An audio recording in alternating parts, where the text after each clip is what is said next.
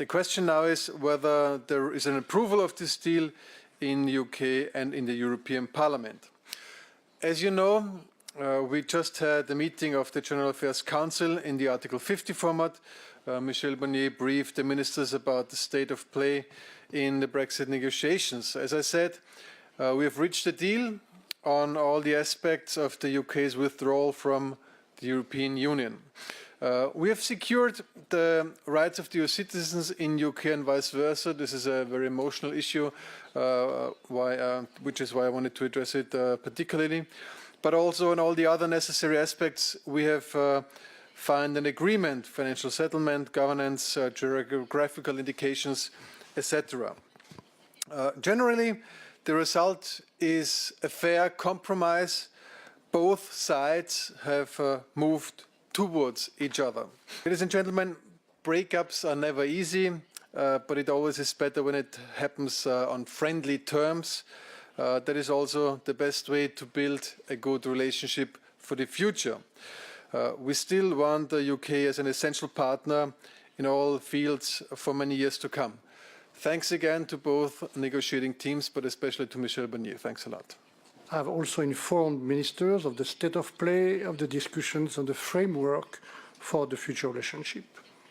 Discussions on that declarations are ongoing now, today, with the UK negotiators. This is now our focus. The declaration will open the door to negotiations on an ambitious economic and strategic partnership in the future, once the UK will have left. In any case, for the future relationship, both the EU and the UK will have full control of their own legislation and rule-making. This is essential on our side for the integrity of the single market. It's essential for the UK in terms of taking back control. Now, more than ever, we must all remain calm, and I will remain calm, and keep our focus on the need for the UK to leave the EU in an orderly fashion. Thank you. Paddy Smith, Irish Times. In the draft political declaration which we have seen, there is a phrase about building on the customs arrangement made in the withdrawal agreement, and that has been rather provocative in Britain because it seems to suggest to some people that Britain will just stay in a customs union forever. The arrangement or agreement reached with Theresa May's government on the single customs area, well, it's something on which we have moved in the UK's direction. If you consider the first proposal for a backstop, I have taken into account several requests for a UK-wide solution for Ireland, which came from the UK side. So we worked on the proposal, and there was a compromise. Both sides had to move.